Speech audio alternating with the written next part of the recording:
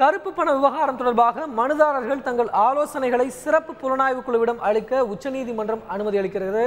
இது பற்றி எமது டெல்லி செய்தியாளர் லோகநாதன். கருப்பு பண விவகாரம் தொடர்பான வழக்கு விசாரணை இன்று உச்சநீதிமன்றத்தில் தலைமை நீதிபதி ஹெச்.எல். தத்து தலைமையிலான 3 பேர் அடங்கிய அமர்வு முன்பு நடைபெற்றது.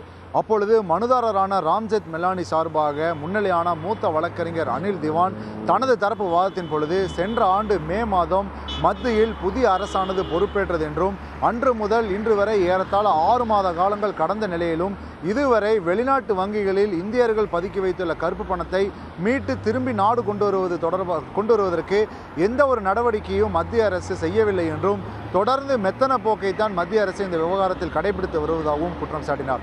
இதேபோன்று மற்றொரு மனுதாரரான வழக்கறிஞர் பிரசாந்த் பூஷன் தனது தரப்பு வாதத்தின் பொழுது கருப்பு பணத்தை பொறுத்த வரைக்கும் கடந்த ஆண்டு உச்சநீதிமன்றத்தில் மூடி முத்திரிடப்பட்ட ஒரு உரையில் மத்திய அரசானது பெயர் பட்டியலை தந்தது என்றும் அந்த பெயர் பட்டியலானது தற்பொழுது சிறப்பு புலனாய்வு குழுவிடம் இருப்பதாகவும் ஆனால் அந்த பெயர் பட்டியலில் உள்ள ஒரு சில இந்தியர்கள் வரி ஏய்ப்பு செய்துள்ளார்கள் என்றும் அவர்களது பெயரையாவது வெளிப்படையாக மத்திய அரசும் வெளியிட வேண்டும் என்ற ஒரு வாதத்தை முன்வைத்தார்.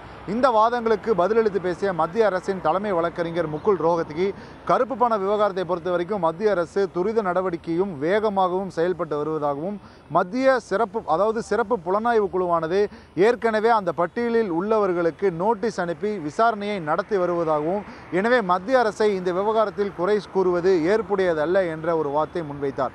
இந்த வாதங்களை கேட்ட தலைமை நீதிபதி கருப்பு பணம் பதுக்கி வைத்துள்ளவர்களின் பெயரை அறிந்து கொள்வதை விட அவர்கள் பதுக்கி வைத்துள்ள கருப்பு பணத்தை மீண்டும் இந்தியாவிற்கு கொண்டு வருவதைத்தான் உச்சநீதிமன்றம் விரும்புவதாக தனது கருத்தாக பதிவு செய்தார்.